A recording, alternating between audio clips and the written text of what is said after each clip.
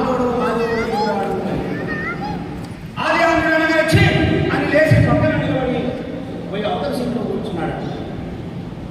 ఆ సందర్భాన్ని కవి ఇలా వర్ణించాడు. నా కవిత్వం చూసి దాని బాగుందని చెప్పి నీ రేపు వెళ్ళని వెంటనే లేచిపోయినట్టు ఎట్టుంది కదా, రామున గుమ్మినట్లు ఒక కత్తి పెట్టి లోపల బుద్ధిని ఎట్లా ఉంటుందో అట్లా ఉంటుంది. అది పక్వానికి చెప్పడానికి కూడా సాధ్యం కాదు అన్నాడు. బాబున బొమ్మన బుద్ధినట్లకు పార్థివ చంద్ర ఓ దేవుడా చెప్పడానికి ఏమీ లేదు, చెప్పడానికి సిగ్గయ్యడు సిగ్గుపడా చేస్తుంది అన్నాడు. బాబాసాహెబ్ అంబేద్కర్ అంటాడు, ఎప్పుడైతే బౌద్ధ మతం తీసుకున్నాడో ఆ సందర్భంలో బాబాసాహెబ్ అంబేద్కర్ అన్నాడు, ఐ ఓవర్ ఎంజాయ్, బాగా రాసి పెట్టుకోండి మీరు, I over joy, I exalted, I have been liberated from the hell. మళ్ళీ చెప్తున్నాడు, I have been liberated from the hell. Hell అంటే మీకు తెలుసు, నరకం. నేను ఈ నరకం నుంచి బయటపడ్డాను అంటే కులం అనేటటువంటిది ఎంత నరకంగా ఉంటుందో అనుభవించిన బాబాసాహెబ్ అంబేద్కర్ తెలుసు. ఆ ఎక్సాల్టెడ్ ఇల్లుకి వచ్చినా కాబట్టి నేను ఇప్పుడు పూర్తిగా ఆనందంగా ఉన్నా. నేను హిందువుగా ఉన్నంత కాలం లేదా నేను కులస్తునిగా ఉన్నంత కాలం నరకం అనుభవించాను. I have been liberated. ఆ నరకం నుంచి ఈ రోజు నేను బయటపడ్డాను. అట్లాగే ఈ జైరాబాద్ ప్రాంతంలో, ఈ మెదక్ జిల్లాలో, ఈ తెలంగాణ రాష్ట్రంలో కులం అనేటటువంటి ఒక మహానరకం నుంచి, కుల వివక్ష అనేటటువంటి ఒక మహాభారతమైనటువంటి వ్యవస్థ నుంచి విముక్తి జరగాల్సిన అవసరం ఉంది అని గట్టిగా నమ్మి మనస వాచ దేహ ఈ రాష్ట్రంలో తన గొంతును ఆ విముక్తి కోసమే ఉపయోగించిన ఒకే ఒక ఉపాధ్యాయుడు మన ఎన్ఆర్ లాంటి వారు నాకు గుర్తుగా ఉన్నప్పటికీ నేను చాలా గర్వంగా అనిపిస్తున్నాను.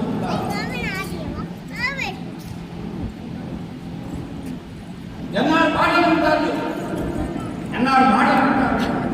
కానీ ఎన్ఆర్ అంటే ఏంటో ఇప్పుడు మనం ఒక పిల్లాడు చెప్తున్నాడు, నేను డిగ్రీ కాలేజ్ ప్రిన్సిపల్. ఒక ఆయన వచ్చి చెప్తున్నాడు, నేను నక్సలైట్ అయితే ఎన్ఆర్ యొక్క బలం కూడా నిలబడ్డవాడు. ఇలాంటి వ్యక్తులు ఈ రాష్ట్రంలో, ఈ దేశంలో, ఈ ప్రాంతంలో పనిచేస్తున్నప్పుడు నాకు తెలిసి 2006 సంవత్సరం అనుకుంటా మొట్టమొదటిసారిగా నన్ను ఎన్ఆర్ ఈ ప్రాంతానికి పరిచయం చేసినాడు. అటువంటి వ్యక్తి యొక్క ఆత్మీయ సమ్మేళనం, ఆత్మీయ సన్మాన సభలో మరలా ఈరోజు ఈ జహీరాబాద్ ప్రాంతానికి నన్ను పిలిచినందుకు మీ అందరికీ కూడా ప్రత్యేకమైనటువంటి ధన్యవాదాలు తెలియజేస్తూ ఈ కార్యక్రమానికి అధ్యక్షత వహిస్తున్న తమ్ముడు సునీల్, అట్లాగే ఈ కార్యక్రమానికి మరొక అతిథిగా వచ్చిన పెద్దలు నరోత్తమ్ గారు. నేను నరోత్తమ్ గారికి చాలా కాలంగా తెలుసు, ఆయన పరిచయం చేసి కూడా అన్నారు.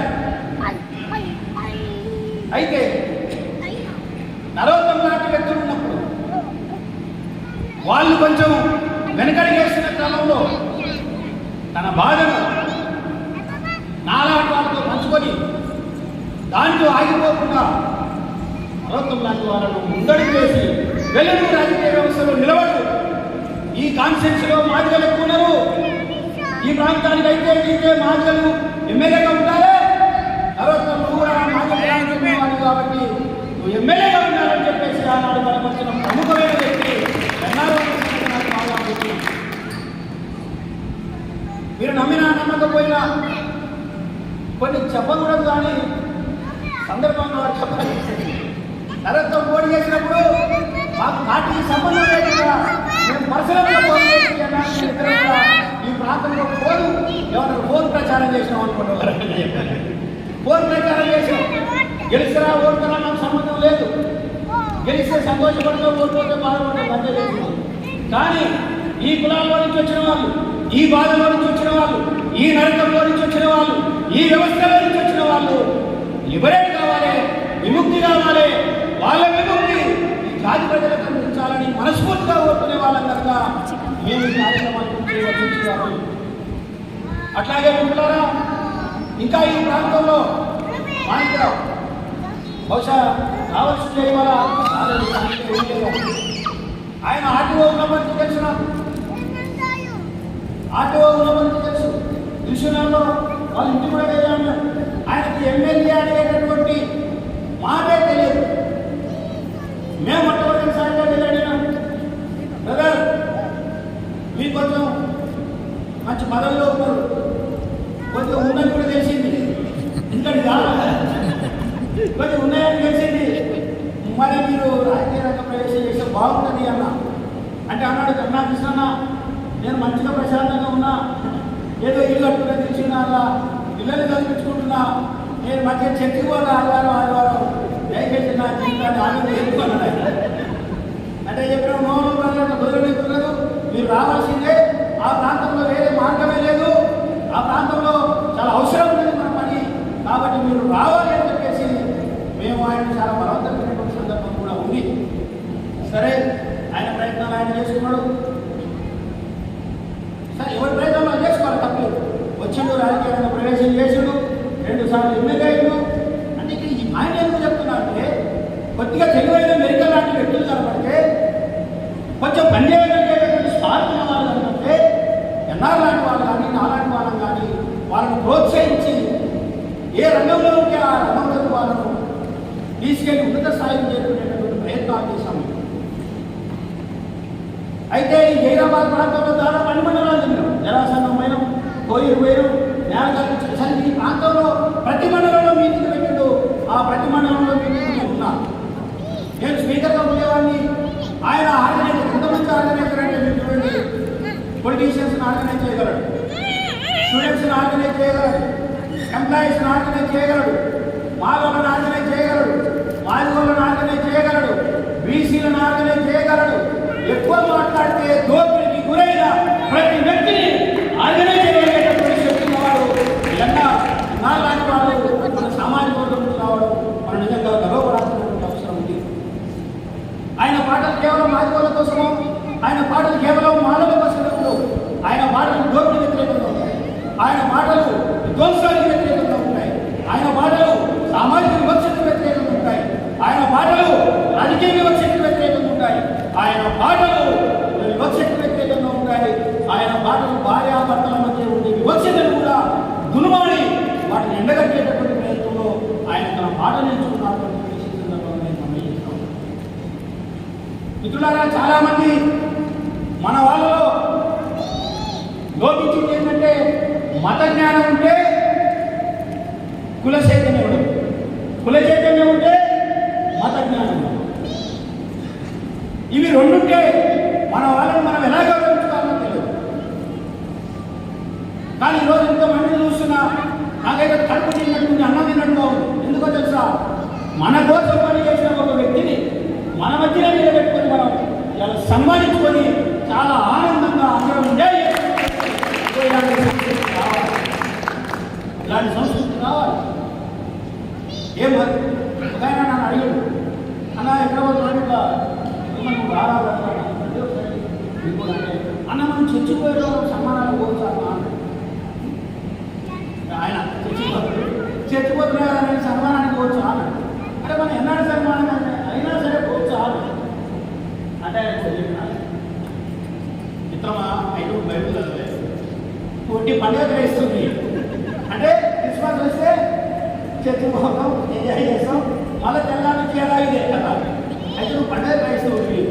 నిర్గమకాండం 20వ అధ్యాయం 12వ వచనం చూడండి. ఎక్సోడస్ 20:2 దేవుడైన యెహోవా నీకు అనుగ్రహించిన దేశమునందు నీవు దీర్ఘాయుష్మంతుడై ఉన్నట్లు నీ తల్లిని నీ తండ్రిని సన్మానించు. అలా బాగా ఎక్కువ కాలం బ్రతకాలనుకుంటున్నా, దీర్ఘాయుష్మంతుడైనా అనుకుంటున్నా, అయితే దేవుడైన యెహోవా నీకు అనుగ్రహించిన దేశమునందు ఎంత బ్యూటిఫుల్ లాంగ్వేజ్ తెలుసా, దేవుడు నీకు ఒక దేశాన్ని ఎలాంటి వచ్చాడు, తర్వాత జహీరాబాద్ ఎలాంటి నీకు ఎలా చేసిన దాని గురించి ఆలోచించు. అక్కడ దీర్ఘాయుష్మంతుడుగా ఉండు. దానికోసం నీ తల్లిని తండ్రిని సన్మానించు. ఇంకా మన దేశంలో ఉన్నటువంటి ఇంకా కొన్ని గ్రంథాలు ఏం చెప్పి తెలుసా? ఆచార్య అక్కడ తల్లిని తండ్రిని గౌరవించమని సన్మానించమని ఇంకా ఒక పథకం పాస్ చేసి మన దేశంలో ఉన్న అనేక పథకాలు ఏం చెప్పి ఆచార్య దేవోభవ. గురువు కూడా దేవుడే, గురువు కూడా దేవుడితో సమానమైన వాడే, ఆయన కూడా సన్మానించవచ్చు.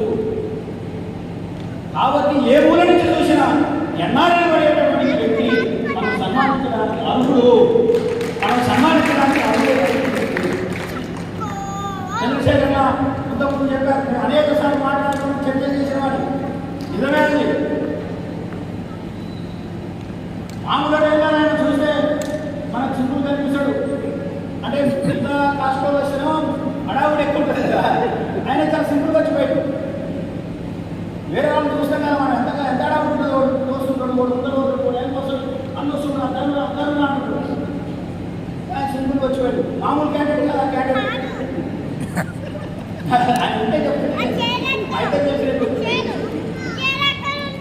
ఏ చంద్రశేఖర్ రావు రాత్రి 1 గంటల టైంలో చెమట పట్టేసి అర్జెంట్గా బాత్రూమ్ పెట్టుకుంటూ చెప్పాలి అంత చెమటలు పట్టి చెప్పారు ఆయన. మీకు తెలుసా సంగతి? మీరు ఎంఆర్పీఎస్ గురించి కూడా మాట్లాడుతున్న వాటి సందర్భం చెప్తా. ఒక కార్యక్రమం తలపెట్టింది ఎంఆర్పీఎస్ రాష్ట్రంలో. అప్పుడు వైఎస్ రాజశేఖర ముఖ్యమంత్రి.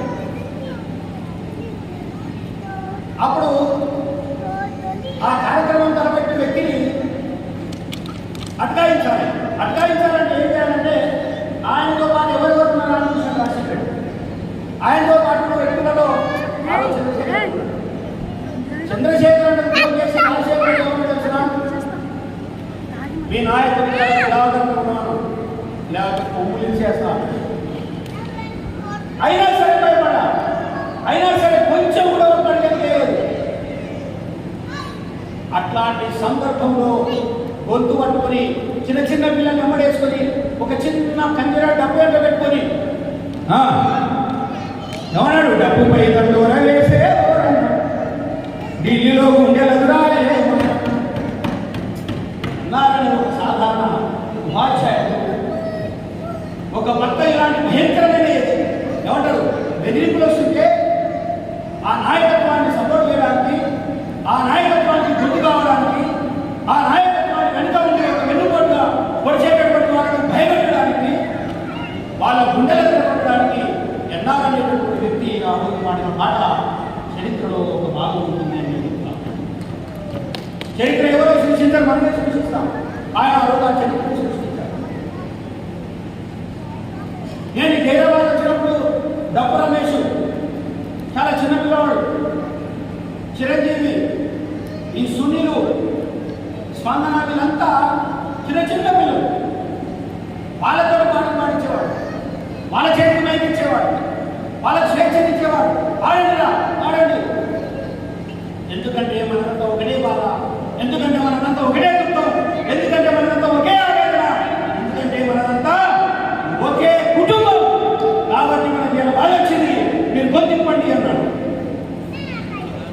చిరంజీవి ఉన్నప్పుడు లేచి 2 నిమిషాలు మౌనం పాటించాలంటే నేను ఏదో నిమ్మతో పాడినా లోకంతో నడుగొండ కులంతో గోలిదా లోకంతో నొట్టగొండ కులంతో గోలు కావాలని సభ్యులు నిలబడి కానీ నేను వ్యతిరేకం. చచ్చిపోయినప్పుడు మౌనం పాటించదు, చచ్చిపోయినప్పుడు అడవాలి. ఈ దేశంలో మీరు పెట్టిన ఈ కుల వ్యవస్థ మూలాల వల్లనే మా వాళ్ళు మీకు నానాలు అని చెప్పేసి ఈ రాజ్యానికి, ఈ కుల వ్యవస్థకు, ఈ మత వ్యవస్థకు, ఈ వందల వ్యవస్థకు వ్యతిరేకంగా మనం ఆడవలసినటువంటి అవసరం ఉంది. అలా అరిచేదాని కోసం, అలా